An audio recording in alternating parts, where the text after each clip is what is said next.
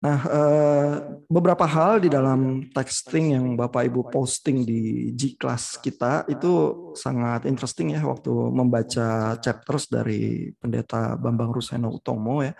Salah satu hal yang muncul beberapa kali di dalam beberapa posting adalah soal apakah pemahaman Islam terhadap dosa asal itu seperti apa begitu ya. Nah, memang secara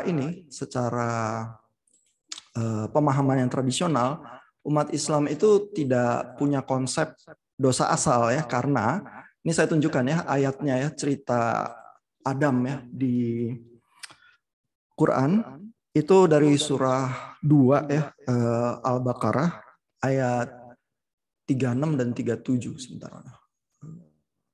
Ya, ini surah 2 ayat 36 dan 37 ya.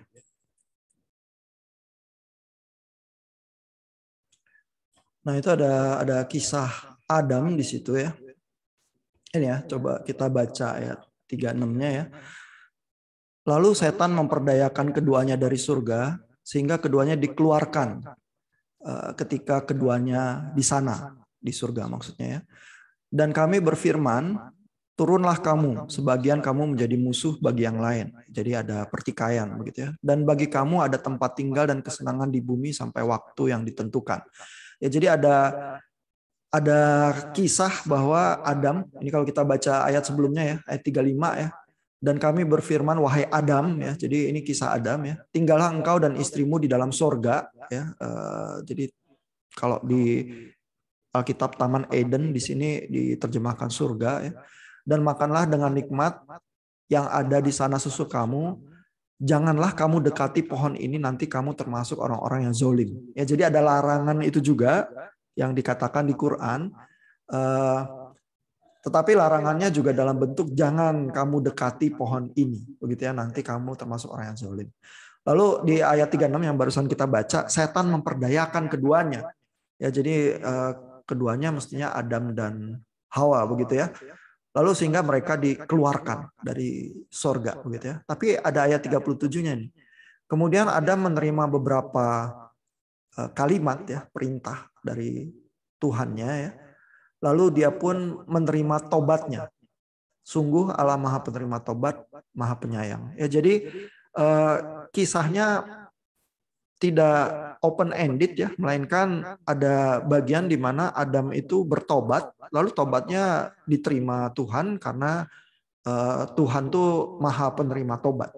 Ya, jadi ada kisah pengampunan di sini sehingga tidak seperti kisah di Kejadian ya, di Perjanjian Lama yang agak open ended ya, terbuka dan diakhiri dengan nanti Adam akan menderita ya karena harus bekerja keras mengolah tanah dan lain sebagainya ya.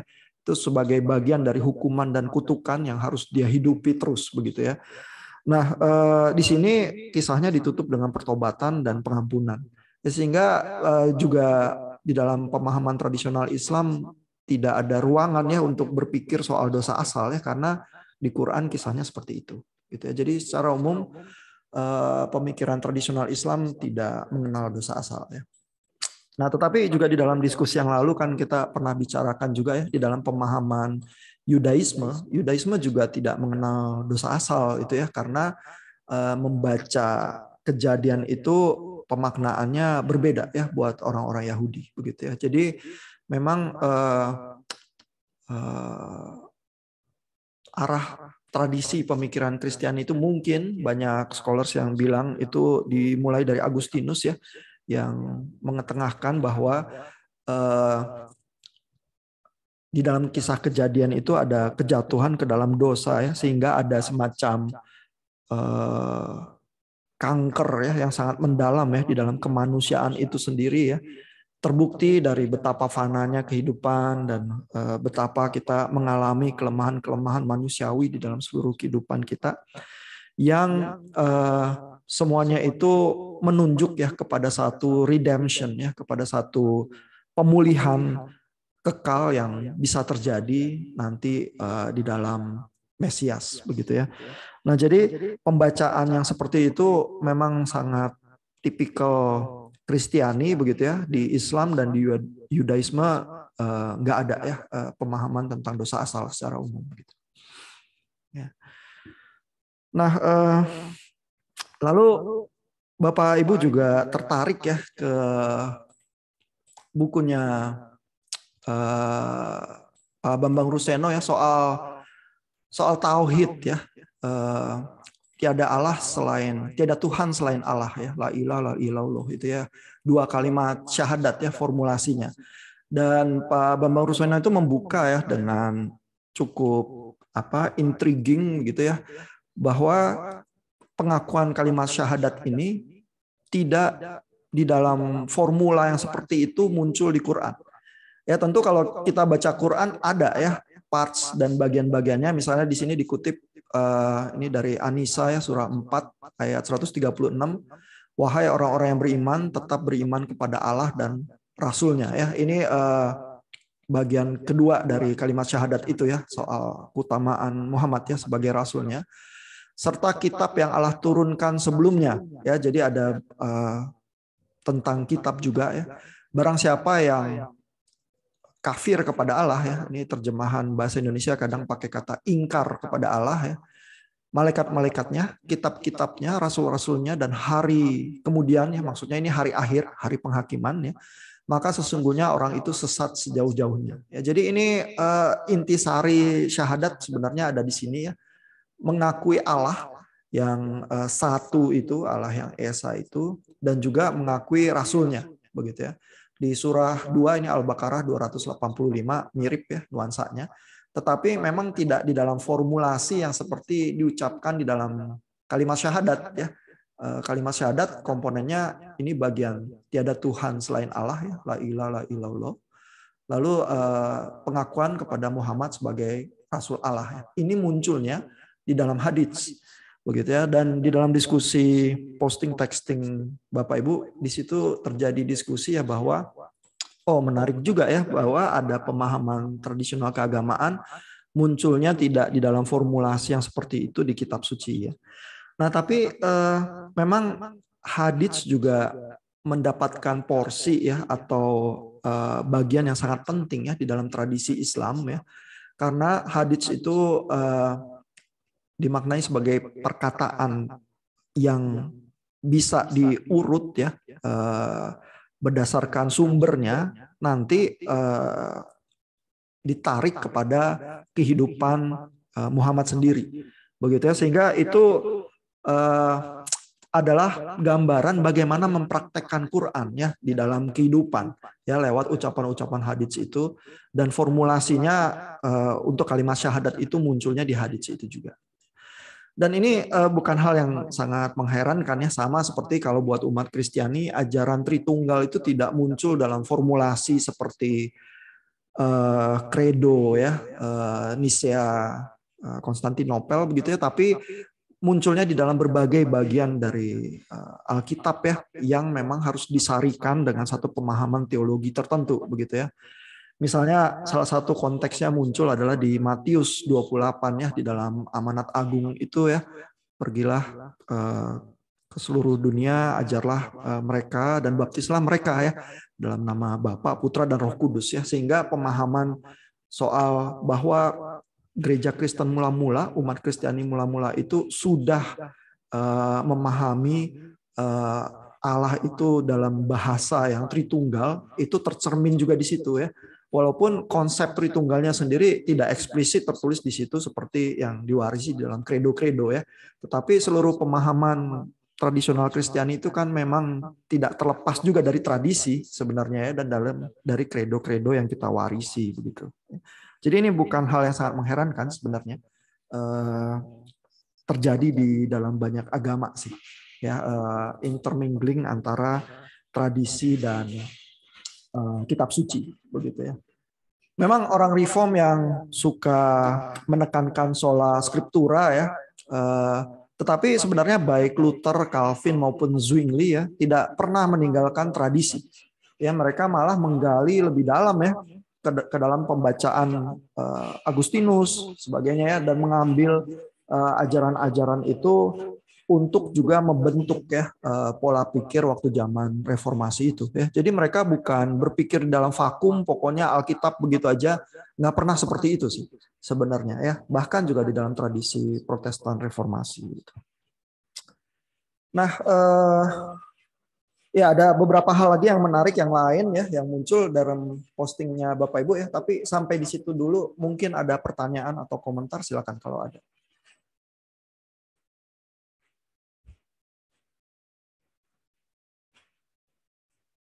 Mudah-mudahan agak menjawab ya penasaran yang muncul dari posting Bapak Ibu. Ada komentar, pertanyaan?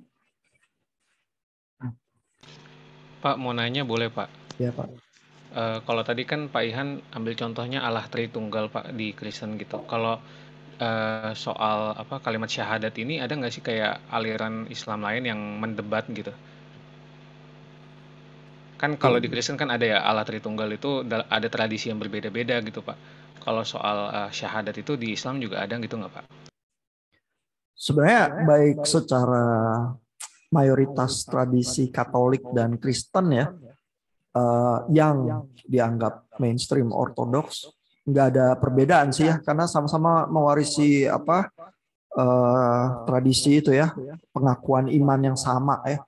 Kecuali mungkin kelompok-kelompok kalau yang modern itu Saksi Yehova ya, punya pemahaman yang berbeda sedikit ya, Mormon begitu ya.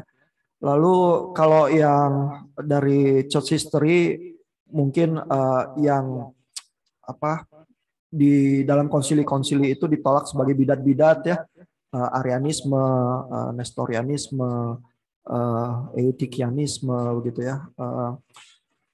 Selain itu yang mainstream di dalam berbagai kelompoknya ya, bahkan juga kelompok Ortodoks Timur, kelompok Katolik, Protestan, dan Protestan dengan berbagai banyak denominasinya ya, rasanya sih pemahaman Tritunggalnya sama ya. Nah, syahadat juga begitu ya untuk mayoritas kelompok Islam ya. Kelompok Islam mungkin yang besar kalau kita mau bagi ya, kelompoknya adalah Sunni dan Syiah ya. Itu tampaknya sih nggak ada ya perbedaan di dalam kalimat syahadat ya. Memang ada detil-detil ajaran yang apa cukup apa spesifik ya. Misalnya kelompok Syiah itu masih menunggu Imam Mahdi ya, yang dianggap sebagai apa fulfillment dari berbagai janji yang dinantikan di kelompok mereka. Kalau kelompok itu kelompok Syiah ya. Kalau kelompok Sunni tidak punya pemahaman seperti itu ya. Jadi memang ada pemahaman yang lebih spesifik yang kecil ya, tapi dua kalimat syahadat dan rukun Islam secara umum ya itu diterima oleh hampir semua kelompok Islam sih. Dan itu juga bagian yang sangat sentral ya. Jadi kan pertanyaannya kalau di postingan texting adalah mengapa bagian yang sentral dari pemahaman agama itu tidak muncul justru di dalam formulasinya yang seperti itu di dalam kitab suci. Ya itu keheranannya ya, dan itu juga apa tulisan Pak Bambang Ruseno meng-highlight bagian itu juga ya, cukup intriguing juga ya bahwa di Quran tidak muncul dalam formulasi yang seperti itu gitu ya. Nah, tetapi memang ada pemahaman-pemahaman yang sangat sentral di dalam agama tertentu, diwarisinya lewat tradisi ya, di dalam bentuk ininya ya, apa formulasinya yang terakhir yang diwarisi begitu ya, tidak secara eksplisit dari kitab suci verbatim semacam itu formulasinya ya. Jadi Tritunggal itu salah satu contoh saja ya, mungkin masih banyak yang lain ya. Karena kan kita kalau membaca kitab suci juga tidak satu bagian sebongkah terus begitu saja ya untuk menyusun bangunan doktrinal sistematik teologinya ya. Melainkan pembacaan dari banyak bagian dari Alkitab itulah yang apa membentuk sistematik teologi secara bersamaan begitu ya, bukan sebongkah-sebongkah. Lalu kalau kita expect semua pemahaman iman yang tradisional itu muncul dalam bentuk formulasi yang sudah akhir di kitab suci, mungkin agak berlebihan ya. Tetapi ini juga menunjukkannya di lain pihak bahwa memang seperti yang kita diskusikan di pertemuan pertama kita ya, pemahaman agama itu juga ada pergerakan. Ya, ada fine tuning ya, ada semacam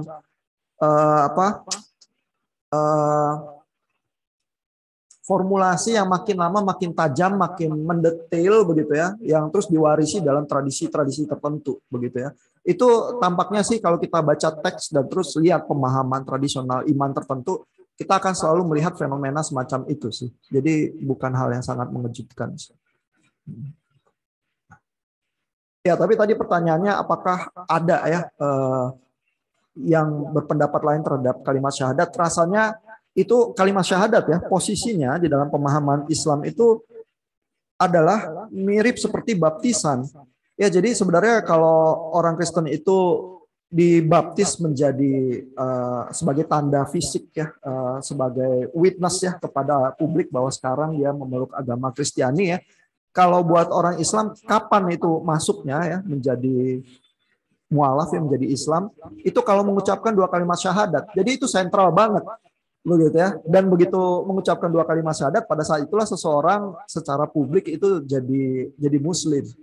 Begitu ya. Sehingga tampaknya sih memang diterima umum sih ya. Itu jawabannya terhadap pertanyaan Pak Stephen. Ya, ada pertanyaan atau komentar lain? Punten Pak, mau tanya. Ya, Bu.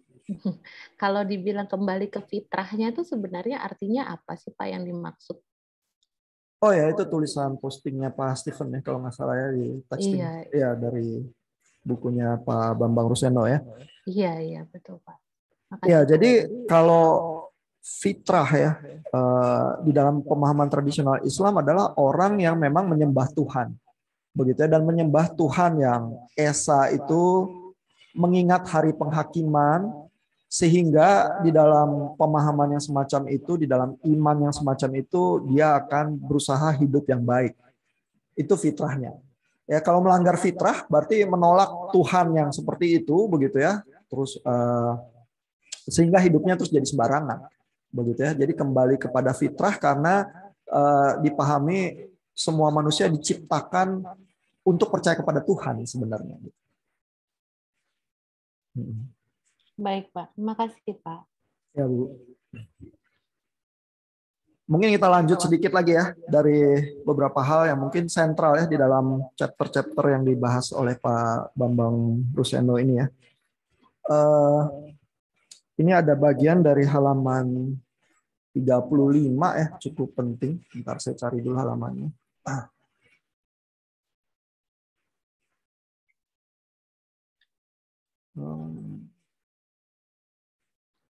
Nah ini ya, ini debat tentang sebenarnya hakikat Quran ya.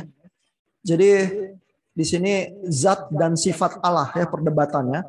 Ini perdebatan dalam sejarah Islam cukup keras ya di dalam sejarahnya antara kaum Mu'tazilah dan kaum Ortodoks di sini ya di dalam bukunya Pak Bambang Ruseno, kutubnya adalah antara Ortodoks dan Mu'tazilah. Lalu kaum Azarid ini mengambil jalan yang agak di tengah begitu ya, dan ajaran kaum Azarid ini sekarang yang menjadi diwarisi sebagai pemahaman yang tradisional ya.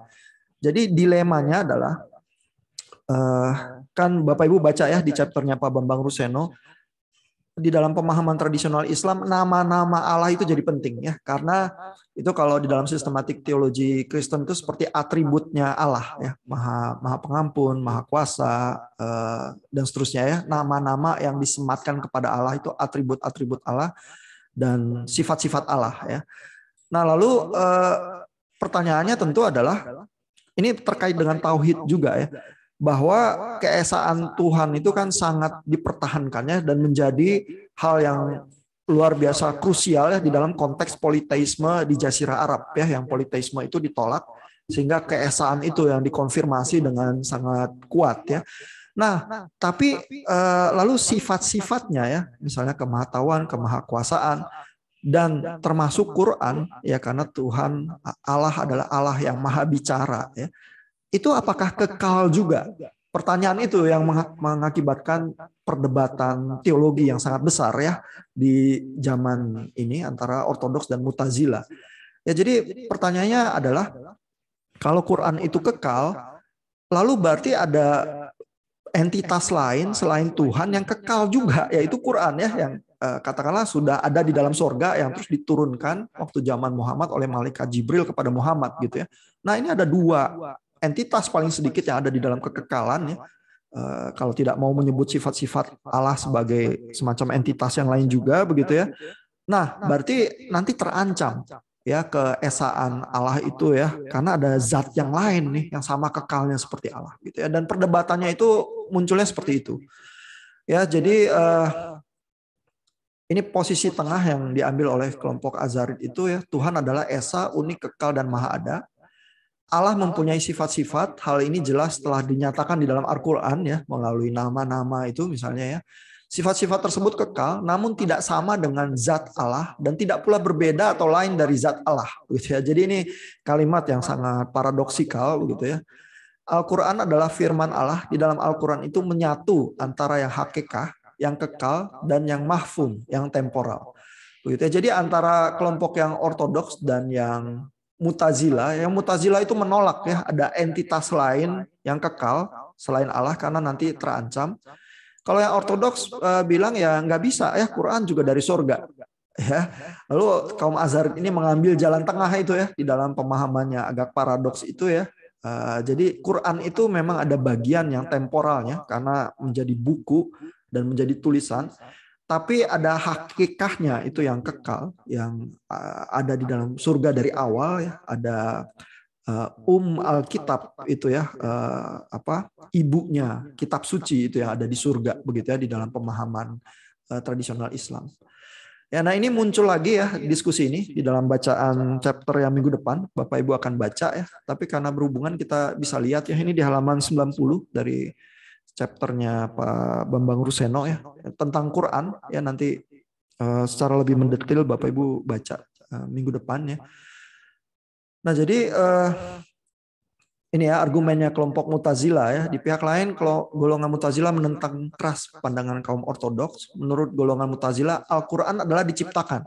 Jadi di dalam perdebatan yang sangat keras itu ada kelompok yaitu Mu'tazilah yang merasa bahwa nggak boleh ya ada ancaman terhadap tauhid ya, sehingga pasti Al-Quran diciptakan ya, karena jelas satu makhluk begitu ya, dan kalau makhluk berarti ciptaan ya. Nah, menerima pandangan Quran tidak diciptakan berarti memperkenalkan unsur pelipat gandaan itu ya, sifat atau zat Allah ya. Jadi ada yang disetarakan dengan Tuhan ya, padahal itu di Quran jelas ya ditolak begitu ya. Sehingga keesaan Allah adalah keesaan yang absolut, mutlak, tak dapat dibagi, dibandingkan, dihubungkan atau digambarkan dengan apapun. Ya, itu opininya kaum Mu'tazilah.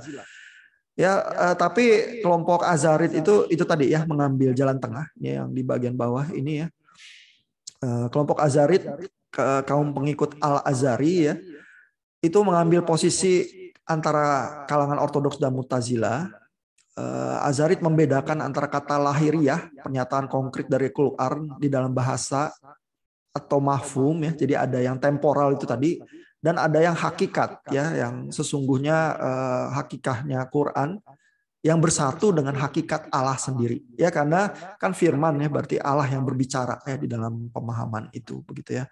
Jadi di dalam Quran itu bersatu yang mahfum, yang temporal, dan yang hakikah, yang kekal itu begitu ya. Ada buku-buku lain ya kalau Bapak Ibu baca Abdullah Said gitu misalnya ya, gambaran yang disajikan itu lebih pertentangan antara Mu'tazilah dan Azarid begitu ya. Tetapi yang menang adalah kelompok yang mungkin dianggap pemahamannya lebih bernuansa ya, mempunyai kompleksitas, yaitu tradisi pemahaman tradisional Islam itu mewarisi kelompok Azarid itu sih. Ya, tetapi kalau di dalam gambarannya Pak Bambang Ruseno ada 3 kelompok yang ortodoks. Walaupun kata ortodoks itu bermuatan juga ya, sebenarnya kadang-kadang dipahami sebagai ajaran yang lebih lurus gitu ya. Tapi di dalam hal ini penamaan kelompok yang dipakai oleh Pak Bambang itu seperti itu ya, ortodoks melawan Mu'tazilah, lalu Azarid itu yang mengambil jalan tengah. Tapi dalam buku-buku yang lain kalau Bapak Ibu baca sejarah Islam, kadang-kadang yang digambarkan berdebat adalah kelompok Azarid dan kelompok Mu'tazilah itu. Mungkin itu juga ya pemahaman yang lebih dominan, dan yang diwarisi, yang ditolak adalah Mu'tazilah di dalam sejarah tradisional Islam. yang Azarid itu yang diwarisi gitu. Ya. Nah, tapi sejarah itu menggambarkan satu perdebatan teologis yang tidak mudah, ya, bahwa mengakui bahwa Quran itu kekal dan berasal dari kekekalan di surga ternyata bersinggungan dengan tauhid, ya, dan menghasilkan semacam perdebatan teologis yang cukup rumit begitu ya. Nah, sehingga banyak scholars, ya, baik Islam maupun Kristen, ya, yang melihat bahwa padanan yang semacam ini, ya, dialog yang sangat paradoksikal semacam ini itu terjadi kalau di kekristenan itu terjadinya dalam diri Yesus.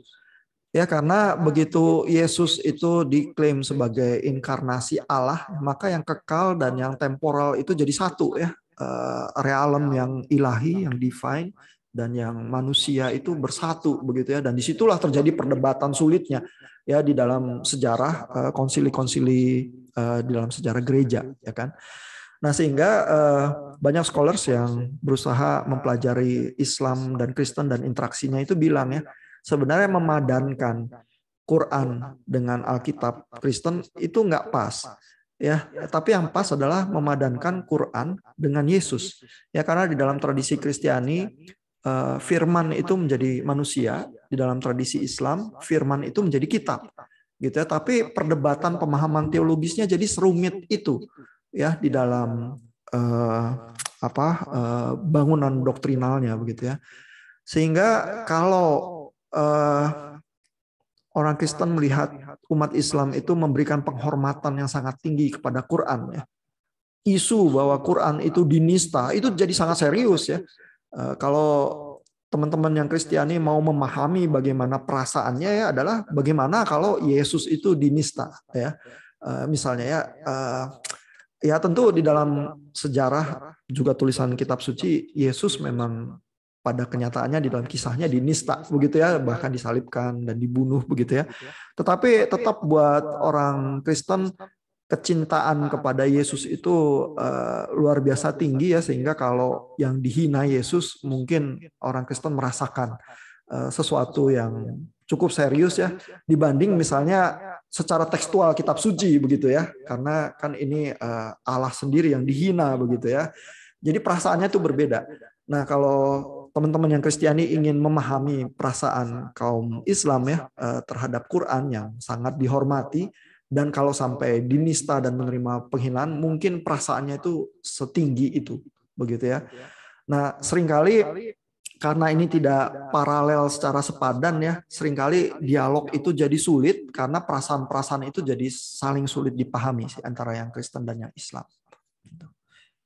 Ya, mungkin itu hal yang cukup penting, ya, dan sentral, ya, di dalam bacaan kita, ya. Saya ingin point out itu supaya Bapak Ibu bisa lihat juga kaitannya, ya.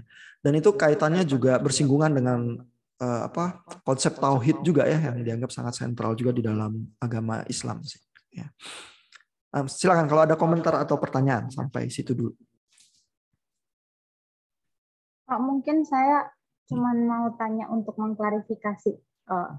Jadi ketika kaum Azarid itu bilang Al-Quran itu ada bersifat temporal, apakah bersifat temporal itu dimaknai, maksudnya pemaknaannya itu seperti apa gitu? Tadi kan dibilang lebih seperti pernyataan konkret, tapi maksudnya kalau tadi kan kaum yang ortodoks itu bilang itu bersifat kekal dan itu tidak diciptakan kan, yang sebaliknya itu justru bilang itu nggak kekal karena itu diciptakan gitu. Jadi apakah ketika dia bilang temporal, apakah dia merujuk pada sifat yang bagian temporal itu sesuatu yang entah diciptakan atau tidak, atau kalau misalnya itu bukan berbicara tentang masalah diciptakan atau tidak, temporal itu maksudnya apa begitu? Kalau kaum Muslim tetap mengimani Al-Quran itu diberikan atau mujizat yang diberikan kepada malaikat atau diberikan kepada Muhammad dan sebagainya gitu. Cuman mau tahu aja sih yang temporal. Ya, yang temporalnya biasanya dimaknai sebagai, kan memang ini ada kitabnya, ya, ada huruf-hurufnya, ada bahasa yang dipakai, ya, dan memang diturunkan pada zaman Muhammad secara konkret, ya. Sehingga begitu udah jadi kitab dan tulisan begitu ya, itu pasti sifatnya temporal ya, tidak bisa disangkal begitu ya. Tetapi bahwa yang temporal itu terkoneksi ya dengan sesuatu hakikat yang surgawi begitu ya. Nah, itu yang diimani juga ya, dan ketegangan itu juga yang di dalam pemahaman itu diwarisi ya oleh kaum Asy'ari ke dalam pemahaman tradisional Islam gitu. Mungkin ya sama ya, kesulitan menjelaskannya kalau orang Kristiani itu mulai ditanya ya, Yesus tuh gimana sih bisa manusia dan Tuhan secara bersamaan begitu ya? Dia lapar, dia makan, dia berdarah ya, dia nangis ya, dia menunjukkan seluruh perasaan-perasaan manusia begitu ya. Apa maksudnya begitu ya? Dia itu punya divinitas begitu ya misalnya. Nah, itu penjelasan kristologi itu bisa jadi sangat rumit begitu ya, karena memang pemahaman paradoks itu sih yang berusaha dijelaskan begitu ya, yang ada bagian-bagian yang mungkin sudah di luar realem manusiawi begitu ya, sehingga menghasilkan kesulitan tersendiri waktu mau dijelaskan gitu.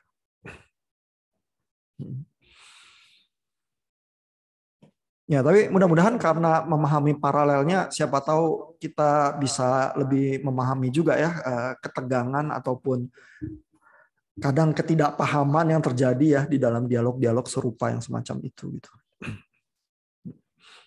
Pak, ya. Nanya, kepercayaan bahwa Quran itu kekal sudah ada, itu datangnya dari mana ya? Apakah itu tertulis juga di Quran ya gitu? Iya, bahwa Quran itu diilhamkan Tuhan, kan ada ayat-ayatnya ya, memang juga udah saya forward juga di dalam artikel yang cukup populer itu ya dari Quran ya ke dalam grup WA ya. Dan ayat ketika turunnya Quran itu kan juga ada ya, surah yang bilang Iqra ya, lafalkanlah begitu ya. Nah, itulah bagian ayat-ayat itu dimaknai sebagai memang Quran itu diberikan oleh Tuhan ya, diturunkan kepada Muhammad dan menjadi pegangan ya untuk umat Islam ya sebagai bagian dari firman Tuhan begitu. Ada di Quran ya, tetapi terus memang juga dilengkapi dengan seluruh pemahaman dari hadits dan sirah ya, menjadi pemahaman yang total di dalam tradisi Islam sih. Nah, jadi di situ juga dilemanya ya. Makanya diskusi yang lalu ya, jadi waktu Bu Diana itu berusaha dengan hati-hati menanyakan soal historical criticism ya, yang dilancarkan kepada Quran ya. Misalnya ya, bahwa loh kok bisa ya kitab yang 600 tahun kemudian bicara soal Nabi Isa yang membantah soal ketuhanan dirinya begitu ya, tetapi jelas ada perbedaannya sama kitab-kitab yang ada di Injil, at least dalam pemahaman orang Kristen begitu ya. Kok ada perbedaan itu, lalu kitab yang lebih telat itu yang mengklaim bahwa itu yang lebih benar ya. Nah, itu kan kritik dari sisi historical criticism ya, dan saya juga forward ya papernya yang menjawab bagian itu ya, yang memanfaatkan historical criticism, scholarsnya sangat terkenal namanya John Wansbrough ya, kritiknya sangat harsh ya terhadap Islam. Di dalam paper yang saya forward itu dia digolongkan ke dalam kelompok orientalis ya, yang sebenarnya menghina ketimuran begitu ya. Nah, itu jadi dilema yang sulit karena begini. Di dalam satu sisi ya, kalau kitab suci itu dibicarakan di dalam konteks sejarahnya ya, lalu ada kemiripan dengan kisah-kisah yang muncul di dalam konteks sejarah itu ya, tetapi kitabnya itu memang dipahami sebagai diturunkan dari Tuhan ya, firman Tuhan begitu. Begitu bergesekan dengan konteks, terus kita ada perasaan-perasaan tidak nyaman. Sama seperti ya, kalau orang Kristen misalnya baca kitab PL ya, lalu ternyata menyadari, oh kisah kejadian itu mirip sekali ya dengan kisah Enuma Elis. Misalnya kisah penciptaan juga waktu zaman Babel gitu ya. Atau kok kisah banjir besar itu mirip juga ya sama kisah Gilgamesh begitu ya. Itu mitologi-mitologi dari Ancient Near East begitu ya. Nah, memang kisah-kisah dari dunia kuno itu kan membentuk konteks bahasanya ya. Tetapi makanya terhadap Peter Enns itu banyak kecurigaan. Peter Enns, buat Bapak Ibu yang pernah ikut kuliah di kelas apologetika mungkin pernah baca Peter Enns ya, dan Pak Ricky itu lagi buat tesis ya soal Peter Enns. Jadi Peter Enns itu menunjukkan ya bahwa memang banyak kemiripan itu ya. Nah, permasalahannya, dilemanya adalah, jadi apakah kitab suci itu mengcopy ya kisah-kisah kuno yang ada di sekitar konteksnya itu ya? Lalu kok kopinya, kok message-nya lain ya? Berarti dia kopi yang buruk kah begitu ya?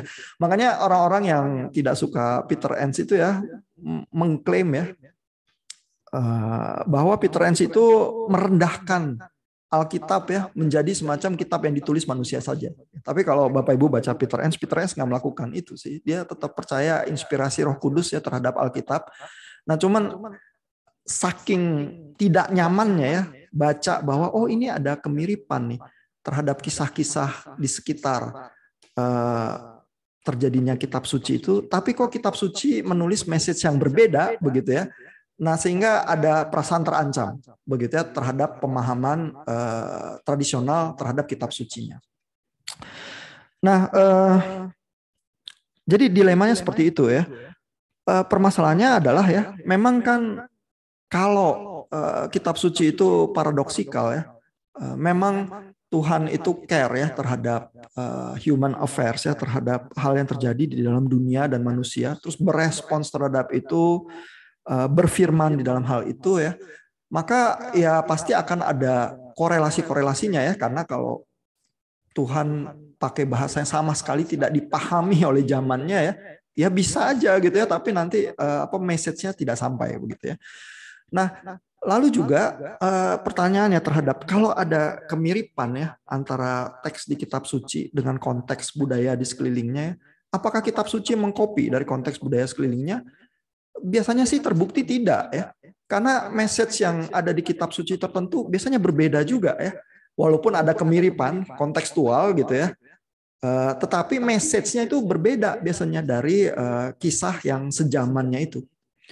Misalnya kalau Bapak Ibu baca Enuma Elish ya, Enuma Elish itu secara roughly ya, itu ada 7 tablet begitu ya yang berisi kisah kreasi Enuma Elish itu. Nah, kita bisa berpikir ya, jangan-jangan 7 hari di dalam kisah kejadian itu memang tidak bisa kita baca harafiah begitu saja ya, melainkan itu diwarisi dari konteks budaya. Memang bicara soal kreasi itu ada kisah lain yang muncul dalam 7 tablet begitu ya. Nah, juga banyak ya kemiripan kalau Bapak Ibu mendalami ya kisah Enuma Elish. Di dalam buku Peter Enns juga beberapa detailnya itu disajikan gitu ya. Nah, tapi jawaban Peter Enns misalnya, apakah kejadian itu mengcopy dari Enuma Elish? Jelas tidak. Ya, dan justru di dalam perbedaan itulah ya terhadap kisah Enuma Elish, disitulah message penulis-penulis kitab kejadian itu sebenarnya ada. Nah, kalau kita baca Quran, kemungkinan hal yang sama itu fenomenanya yang kita amati juga ya. Apakah penulis Quran walaupun bicara ya di dalam kisah nabi-nabi yang telah dikenal dari zaman yang sudah lampau ya. Ada kisah Nabi Nuh, ada kisah Maria juga ya, kelahiran Yesus dari perawan Maria. Ada kisah Adam ya, yang tadi kita baca sedikit ya, dari Al-Baqarah gitu ya. Nah, tapi message-nya apakah sama? Nah, biasanya kalau kita cermati ya, message-nya itu berbeda. Ya, sehingga tuduhan juga ya, kalau ada scholars yang dengan cepat menuduh ya, ini sebenarnya Quran mengcopy ya dari kitab-kitab atau kisah-kisah yang ada sebelumnya, biasanya sih terbukti tidak benar begitu ya. Nah, tapi berarti kalau ada message-nya tersendiri kitab suci itu, apakah terus dia harus didikte ya oleh kisah-kisah yang sebelumnya? Tampaknya juga enggak gitu ya. Lalu terhadap pertanyaan Bu Diana ya di dalam minggu yang lalu itu, apakah kisah yang punya nilai historisitas modern saja yang bisa menjadi otoritatif dan menuntun kehidupan kita? rasanya juga enggak juga. Ya karena pertanyaan Budiana kan misalnya, apakah kita itu jadi kalau nggak care ya terhadap ini kejadiannya sebenarnya terjadi beneran atau enggak sih? Gitu ya. Terus itu kayak lebih percaya buta ya. Artinya kita harus pakai standar historisitas modern ya waktu baca kitab suci. Tapi kan di kitab suci Kristen sendiri banyak genre ya. Nggak semua sifatnya kisah sejarah dan narasi ya. Ada genre puisi, ada genre macam-macam genre ya. Dan kita melihat semua genre itu otoritatif begitu ya.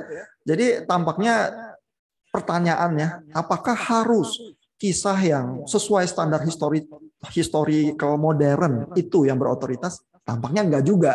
Ya karena penulis-penulis dari zaman kuno tidak beroperasi dengan standar histori modern kita gitu juga ya. Sehingga memang membaca kitab suci lalu berusaha melakukan tafsir banyak kompleksitasnya ya. Pertanyaan-pertanyaan itu kalaupun ada misalnya kitab suci itu ada kemiripan dengan kisah-kisah kontekstual di sejamannya ya, tidak berarti lantas otoritas kitab itu terus jadi harus digoyahkan. Begitu ya, karena ada kemiripan tertentu itu ya, dan terus jadi terancam ya. Nah, sehingga hal-hal semacam itu ya memang menjadi pergulatan tersendiri sih ya, terutama memasuki zaman modern ya. Saya rasa karena masing-masing tradisi agama juga come out dari zaman yang sebelumnya, memasuki zaman modern itu tiba-tiba seperti diterpa angin keras juga ya, karena segala hal tradisi agama dan pembacaan kitab suci itu tiba-tiba harus dipaksa disandingkan dengan standar modern. Lalu terus sebenarnya juga udah berkembang zaman posmo ya, yang membuka angin segar lagi ya terhadap narasi-narasi yang tidak mesti seperti standar saintifik modern kita gitu ya. Nah, di situ terjadi pergulatan-pergulatan yang tidak sederhana sih. Ya. Tapi dilema-dilemanya saya rasa Bapak Ibu di dalam berbagai posting texting menangkap dengan cukup baik ya. Terlihat sih dari postingan Bapak Ibu.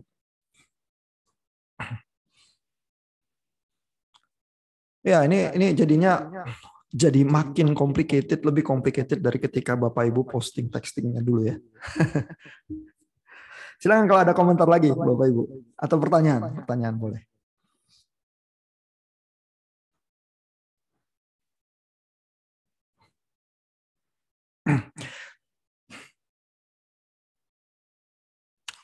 Kalau belum ada, saya coba lanjut dikit ya supaya ini juga waktunya jalan terus. Hal yang menarik juga yang Bapak Ibu perhatikan ya di dalam tafsir tentang tradisional Islam ya, itu ada di halaman 41 ya. Itu soal kenapa Nabi itu dianggap tidak berdosa ya. Ini sebentar saya cari dulu halamannya. Nah ini dia ya. Jadi di dalam pemahaman tradisional Islam ya, sebenarnya ini di sini Pak Bambang Ruseno menunjukkan ya, di dalam kisah Quran juga ada ya kisah nabi-nabi yang berbuat dosa ya, bukannya tanpa celah ya, tapi malahan ada juga ya kisah Nabi Yunus misalnya. Di sini dikisahkan ya, mirip dengan kisah Alkitab ya, bahwa Yunus itu pergi dalam keadaan marah dan menyeru dari tempat yang gelap ya. Ini mengingatkan kita kepada Yunus ditelan oleh ikan besar ya. Lalu di dalam surah 21 ayat 87 ini disebutkan bahwa Yunus itu bilang bahwa tidak ada Tuhan selain Engkau, sesungguhnya aku termasuk orang-orang yang zalim ya. Dan orang-orang yang zalim itu ya sebenarnya orang berdosa ya. Jadi digambarkan di dalam ayat ini Yunus termasuk sang nabi itu juga tidak terlepas dari dosa begitu ya. Lalu ini ada kisah Adam tadi juga yang tergelincir ya, ditipu ya oleh setan ya sehingga dikeluarkan dari sorga begitu ya. Ini juga Adam itu nabi juga dan di dalam kisah ini juga berdosa gitu ya. Terus dari mana ya bisa ada pemahaman bahwa nabi itu cenderung tidak berdosa? Ya jadi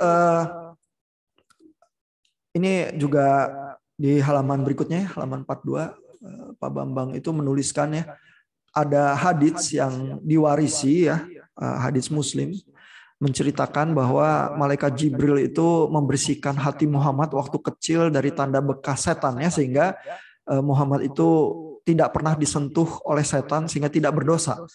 Ya, sehingga dari situ mungkin muncul pemahaman ya bahwa nabi-nabi itu tidak berdosa ya. Tapi kalau dari pembacaan Quran sendiri sebenarnya tafsirnya tidak bisa dengan secara otomatis bilang bahwa nabi itu tidak berdosa ya, karena banyak kisah nabi yang ternyata melakukan dosa begitu ya.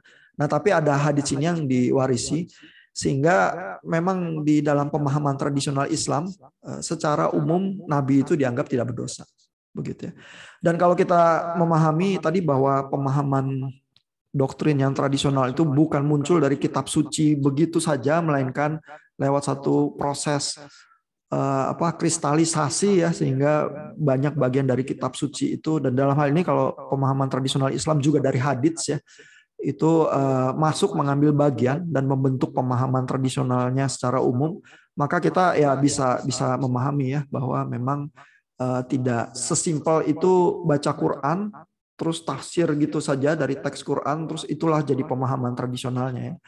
Makanya ada sih scholars Islam ya yang berusaha kembali kepada pemahaman Islam yang hanya dari Quran ya.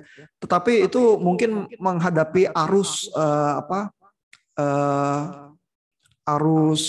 perlawanan yang cukup keras juga ya, bahwa ya secara tradisional tampaknya nggak bisa ya memahami Islam hanya dengan dari Quran saja. Biasanya yang lebih modernis mungkin yang lebih berusaha mendorong kepada tafsir Islam yang hanya dari Quran saja begitu ya, karena itu yang ada teksnya yang lebih stabil, bisa dibicarakan, bisa ditafsir begitu ya. Kalau hadits itu lebih rumit ya. Tapi masalahnya banyak bagian dari pemahaman tradisional Islam memang munculnya dari hadits ya.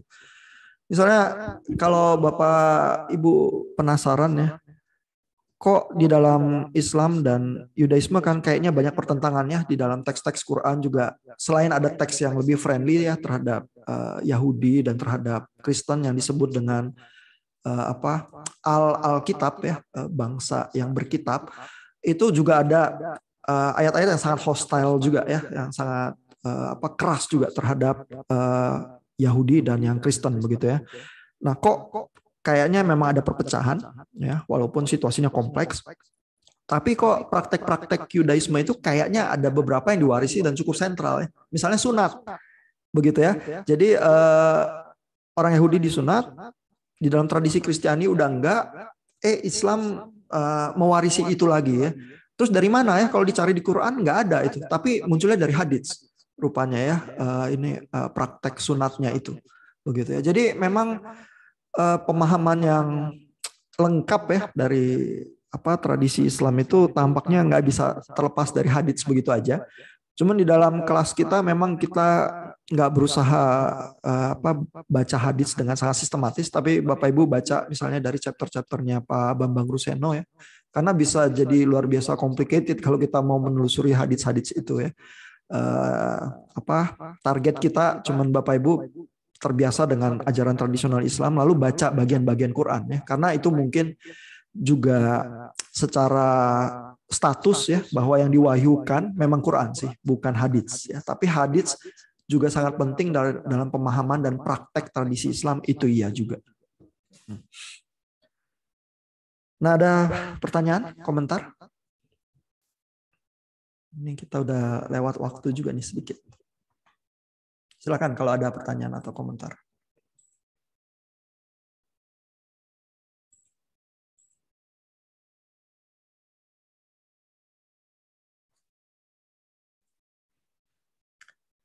Ya, kalau Bapak Ibu baca ini ya, scholars terutama yang dari Western ya, yang papernya saya ini juga ya forward beberapa respons dari penulis-penulis Indonesia ya terhadap misalnya yang kritik yang sangat keras ya terhadap Islam seperti John Wansbrough dan sebagainya ya, yang dikelompokkan kepada orientalis ya. Pak Bambang Ruseno itu nggak mengambil approach yang semacam itu tuh. Ya, karena memang kalau mau dibenturkan dengan keras ya, ini ada dua kisah dengan message yang berbeda ya, kisah Nabi yang sama tapi message-nya berbeda begitu ya. Lalu kalau dibenturkan dengan keras, terus dua-duanya menganggap sama-sama dari Tuhan, berarti nanti salah satu akan berkesimpulan yang lain itu kalau bukan dari Tuhan dari siapa? Dari setan begitu ya. Dan ini jadi terus nggak bisa ngobrol sama sekali begitu ya. Karena dari awal positioningnya udah sangat hostile seperti itu ya. Nah, jadi telaah-telaah yang lebih historical ya, yang lebih kontekstual begitu ya, itu menyajikan satu common ground, satu pijakan yang membuat lebih banyak ruang untuk ngobrol begitu ya. Makanya Pak Bambang Ruseno juga bilangnya di bagian chapter bukunya ya, tampaknya sih memang Muhammad tidak punya akses ya kepada teks verbatim dari kitab suci Kristen dan Yahudi yang lebih dahulu begitu ya. Karena kalau itu terjadi, mungkin kalau mengutip kisah dan lain sebagainya memang fenomenanya akan lebih verbatim ya. Seperti Paulus misalnya kalau mengutip Perjanjian Lama seringkali bisa dirunut verbatim ke Septuaginta ya, terjemahan Yunani dari kitab Perjanjian Lama dari teks Masoretiknya yang beredar lebih umum. Terus kutipannya Paulus itu sering berpadanan sangat dekat ya terhadap Septuagintanya karena kan kitabnya memang beredar dan terus menjadi acuan begitu ya. Tapi kalau memang dari tradisi verbal begitu saja ya terjadi perbedaan, tampaknya juga sangat lumrah terjadi begitu ya. Dan yang diketengahkan Pak Bambang Ruseno itu sesuai juga dengan pemahaman tradisional Islam ya, bahwa secara tradisional ya teman-teman Muslim itu menganggap bahwa Muhammad bisa memahami kisah-kisah Nabi yang lalu itu memang karena diilhami oleh Tuhan. Begitu ya, sehingga ya kalau Tuhan memang memberitahukan kisah-kisah yang lama itu bukti juga ya bahwa nggak punya akses ya, tapi kok bisa tahu ya, dan bisa ada message tertentu yang sangat indah yang muncul dari situ begitu ya. Itu juga yang menjadi pemahaman doktrin inimitability of the Quran ya, bahwa Quran itu unik dan tidak ada duanya. Tidak ada yang bisa memalsukannya atau menirunya ya. Bahkan kisah-kisah Nabi dari masa yang lampau itu pun muncul di dalam Quran dalam bentuk yang seperti itu gitu. Ya. Nah, jadi kalau approach-nya Western scholars yang cenderung orientalis itu ya biasanya ya ini ada kemiripan ya. Tapi waktu di copy salah ya. Jadi ini copy yang lebih buruk begitu ya. Nah, jadi langsung approach-nya semacam itu ya. Nah, nanti di dalam bacaan minggu depan ya, Bapak Ibu akan lihat ya kritik dari Quran terhadap kitab-kitab yang sebelumnya. Ya, ini mungkin nadanya beberapa bagian bisa cukup keras ya, itu tahrif ya istilahnya ya. Jadi di Quran ada bagian-bagian yang mengkritisi bahwa orang-orang kelompok tradisi Yahudi dan Kristen itu telah mengubah teks-teks kitab sucinya. Ya, jadi ada bagian yang lebih ke arah teksnya udah dirubah, tapi ada bagian-bagian juga yang lebih bilang bahwa pemaknaan terhadap teks itu yang berubah. Teksnya mungkin nggak berubah, tapi pemaknaannya berubah. Ya. Nah, dari zaman abad ke medieval ya, 7 atau 8 juga ada kritik keras terhadap Quran. Itu misalnya ada papernya juga yang respons dari penulis Indonesia ya terhadap itu. Misalnya dari John of Damascus, yaitu tokoh gereja dari abad pertengahan, abad ke-7 ke-8 ya, yang mengkritik keras juga Quran ya sebagai kopi yang buruk begitu ya, karena John of Damascus itu juga ini ya familiar terhadap kisah-kisah Quran juga ya, karena berinteraksi dengan itu lalu mengkritisi keras ya. Nah, itu ada juga ya paper dari respons dari penulis Indonesia yang merespons itu dan membahas ya. Salah satu kritik yang dibicarakan ya, John of Damascus itu langsung melihat bahwa Quran itu ada inkonsistensi dan kesalahan, misalnya ya, karena ada bagian di mana Yesus itu menyanggah itu ya keilahiannya, tetapi padahal ada bagian-bagian Quran juga yang bilang bahwa Yesus itu adalah firman Tuhan, gitu ya, the word of God ya, kalimatullah gitu ya. Nah, buat orang Kristen yang memang konteksnya baca kitab Yohanes ya, begitu baca bahwa Yesus adalah firman, maka langsung terbayang Yohanes 1 ayat 1 ya, karena pada mulanya adalah firman, firman itu bersama-sama dengan Allah, firman itu adalah Allah ya. Nah, jadi justru pemahaman Tritunggal itu ya memang melekat ya kepada kata logos dan firman itu sendiri. Nah, tapi kalau Bapak Ibu bayangkan ya, di dalam pembacaan Quran, terlepas dari Injil Yohanes begitu ya, maka konteksnya itu jadi nggak ada gitu ya. Sehingga di dalam pemahaman Quran, walaupun di Quran itu ada kata Al-Ruh, Al-Kudus begitu ya, tapi itu tidak pernah dipahami sebagai bagian dari Tritunggal. Itu selalu dipahaminya sebagai Jibril begitu ya. Roh Kudus itu apa ya? Itu Jibril begitu. Ya, sehingga kalau diterjemahkan ke bahasa Indonesia, Al-Ruh Al-Kudus ya jadinya Jibril begitu ya. Sehingga di dalam konteks pembacaan Quran yang terlepas dari teks verbatim Perjanjian Baru begitu ya, memang tidak ada tempat sih untuk memahami misalnya Isa Al-Masih itu ya, the Messiah itu sebagai di dalam mirip pemahaman kristologi Kristen, itu nggak bisa ya. Lalu firman atau logos itu juga jadi nggak bisa ya dipahami sebagai seperti teologi Kristiani gitu. Ya, karena memang secara konteks pembacaan seluruh Quran itu jadi berbeda sih. Message-nya juga jadi beda. Ya. Mungkin itu memberikan gambaran sedikit ya, tapi nanti minggu depan jadi Bapak Ibu baca lagi tuh chapter-chapter bagian dari Quran yang mengkritisi ya bahwa orang-orang Yahudi dan orang Kristen itu sudah merubah teksnya atau pemaknaan terhadap teks kitab sucinya. Ya. Nah itu jadi dilemanya ya, kontroversinya dan pertentangannya sulitnya tuh di situ ya. Ada dua teks yang mengaku diilhami dari surga, lalu terus kalau ada perbedaan terus bagaimana kita mendekatinya ya. Dan kebetulan karena Quran itu teks yang lebih later ya, yang lebih terkemudian, terus bisa merespons, mengkritisi ya langsung bahwa ini tradisi yang lama Yahudi atau Kristen ini sudah merubah ya baik teks maupun pemaknaannya.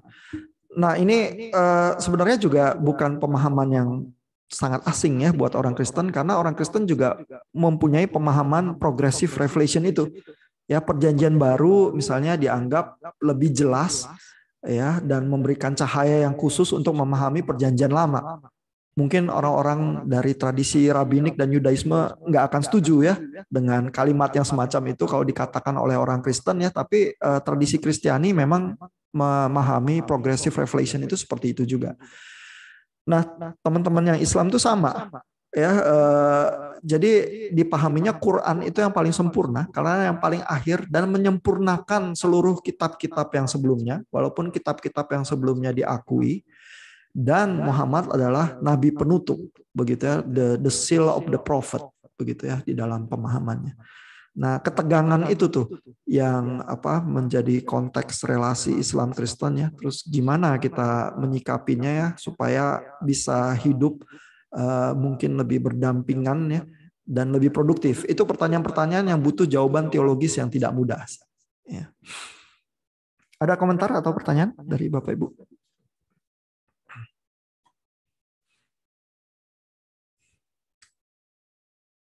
Ya, kalau belum ada, kita cukup sampai di sini ya. Kita akan menantikan simulasi dialog di G-Class kita ya. Mudah-mudahan nanti seru. Terus minggu depan nanti kita bisa melakukan analisisnya. Ya.